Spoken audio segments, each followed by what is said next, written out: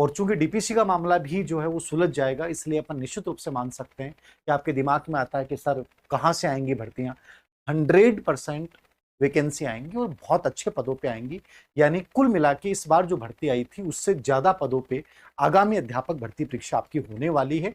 और आप ये सोचते हैं कि बहुत लंबा टाइम है, मैं कहता हूं कि कोई लंबा टाइम नहीं। मेरा ये मानना है कि जब कोई अभ्यर्थी किसी चीज की प्रिपरेशन करता है और वो जब तक कम से कम 10 बार उस टॉपिक का या उस सिलेबस का रिवीजन नहीं कर ले, वो कम से कम अपने शॉर्ट नोट्स नहीं बना ले, वो कम से कम 6-5 साल के पीवाईक्यू का बहुत अच्छे से एनालिसिस नहीं कर ले, तब तक वो उस भर्ती के लिए तैयार ही नहीं है।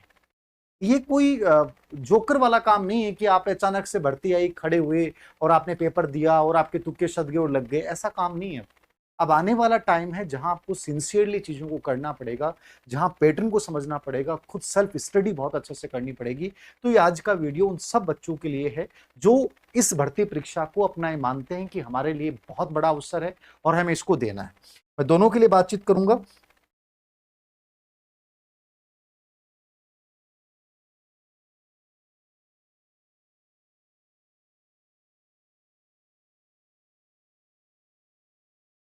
हाँ, तो दो प्रकार के बच्चे अपने पास से मैं बात कर रहा था आप लोगों के साथ कि एक वो हैं, तो दोनों चीजों की बात कर लेता हूं मैं। एक वो बच्चे हैं जो रिट प्री देंगे। सर रिट परी कब आएगी?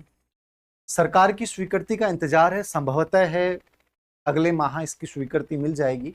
तो माध्यमिक शिक्षा बोर्ड के लेवल पे ये तैयारियां लगभग पूरी हैं। तो अपन मान के चलें कि अगस्त के बाद कभी भी रीट परी का एग्जाम हो सकता है।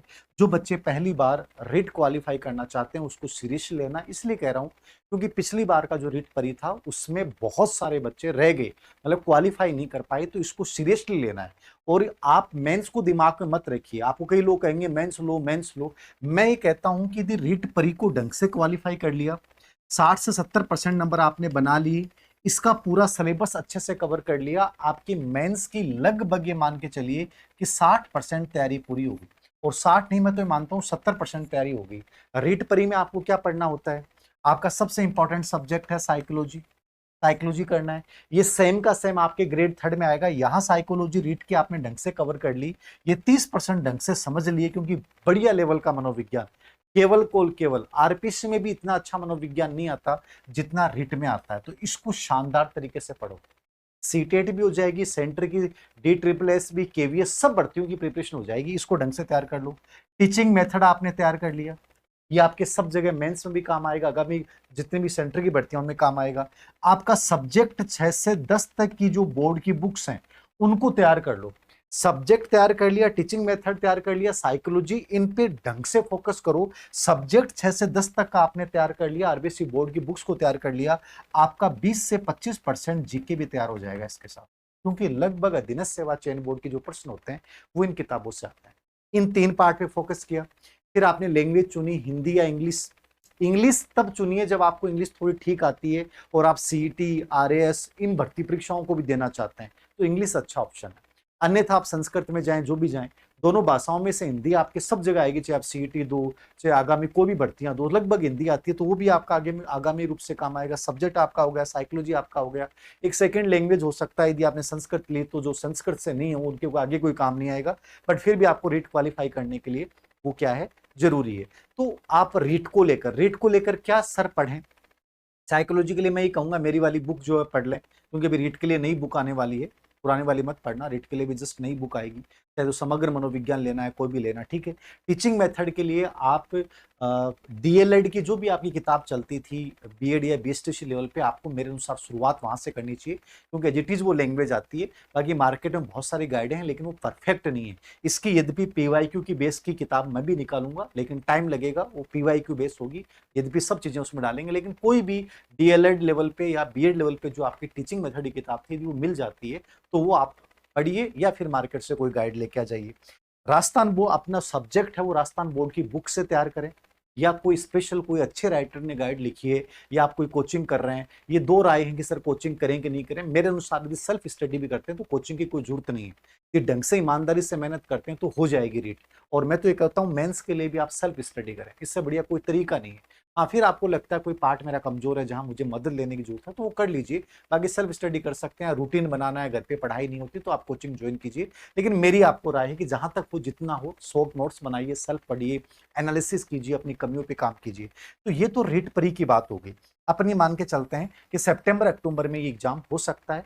मेरे अनुसार जिनका क्वालिफाई नहीं हुआ उनको पूरा इस पे फोकस करना है और कोशिश करें कि अपन 80% तक जाएं, क्योंकि यहाँ यदि 80% आते हैं तो आपकी मेंस की लगभग 70% के आसपास आपकी तैयारी होगी। और इसके लिए मैंने बता दिया, साइकोलॉजी अवनी ले आए या मेरे वाले से कोई बढ़िया लगती है तो वो ले आए आप, ठीक है। टीचिंग मेथड आप कोई भी डीएलएड या बीएसटीसी की बीएड की जो किताबें हैं वो देख सकते हैं, या कोई भी किताब मार्केट में गाइड एक बार ले आए, और एक पीवाईक्यू मेथड की जरूर लेके आना, और स्पेशली उसमें 2 साल के पेपर जरूर हों।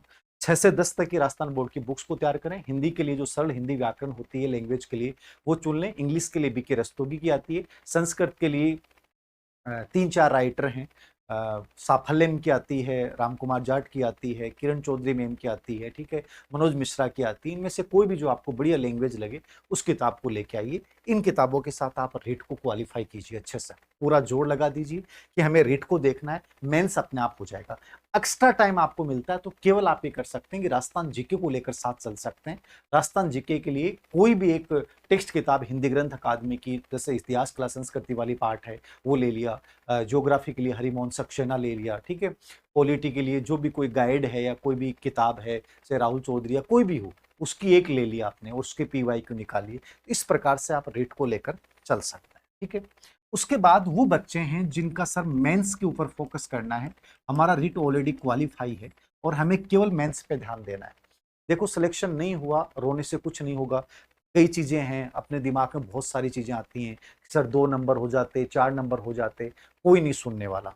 यदि आप सिलेक्शन की लिस्ट से बाहर हैं इसका मतलब कुछ नहीं हो सकता। आपके पास एक ऑप्शन है कि आप जबरदस्त मेहनत करें।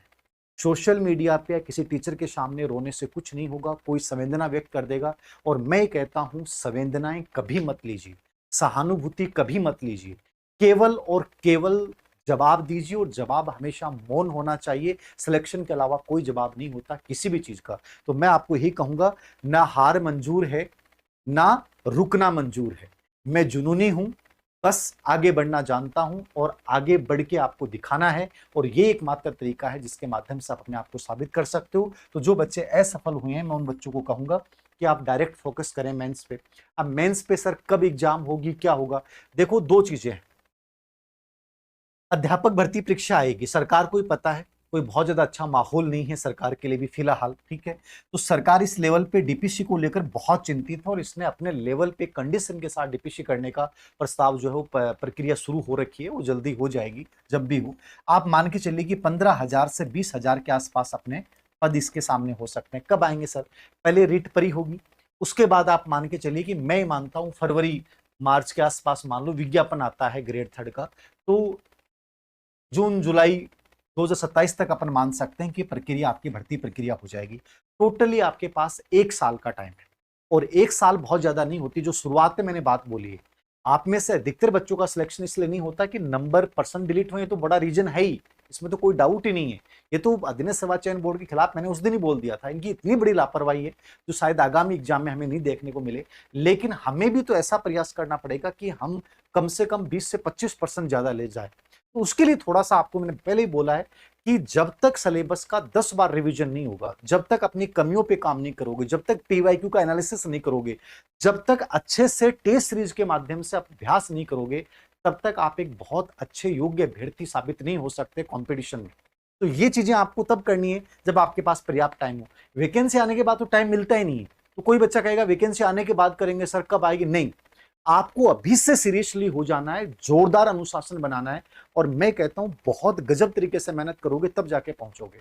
कोई सिलेक्शन यूं नहीं होता है 2 या 4 महीने की तैयारी से। तो जो मेंस की तैयारी कर रहे हैं बच्चे, मैं कहूंगा अभी से जुट जाइए, और आपका जो फोकस होना है वो क्या होना है? वही आरबीसी बोर्ड की जो बुक्स हैं उनको बेस बनाइए अपने सब्जेक्ट के लिए, उनके शॉर्ट नोट्स तैयार कीजिए अपनी भाषा में, ठीक है। साइकोलॉजी टीचिंग मेथड यहां भी आएगा, ये आपको वही तैयार करना जो पिछली बार पढ़ा है, चाहे उन्हीं से पढ़ें, चाहे कोर्स लें, या जो भी आपको बेटर लगे वैसा का वैसा, ठीक है। परिदर से भी अपनी किताब है, साइकोलॉजी टीचिंग मेथड परिदर से, तीनों अपनी है, या कोई दूसरी आपको अच्छी लगती है वो पढ़िए, ठीक है। फिर राजस्थान जीके आ गया आपका सब्जेक्ट के अलावा। तो राजस्थान जीके के ऊपर थोड़ा ज्यादा फोकस करें, क्यों लेवल फर्स्ट में ज्यादा राजस्थान जीके का लेवल है। तो राजस्थान जीके के लिए जो मैंने आपको बताया कि ज्योग्राफी के लिए हरिमोहन सक्सेना पढ़ लेनी चाहिए, या फिर आप विजय सिहाग या स्प्रिंग बोर्ड वगैरह की ज्योग्राफी के अच्छे नोट्स हो तो वो देखिए, जिस कोचिंग से आप कोचिंग कर रहे हैं उन्हीं नोट्सों को, मेटर बदलिए मत।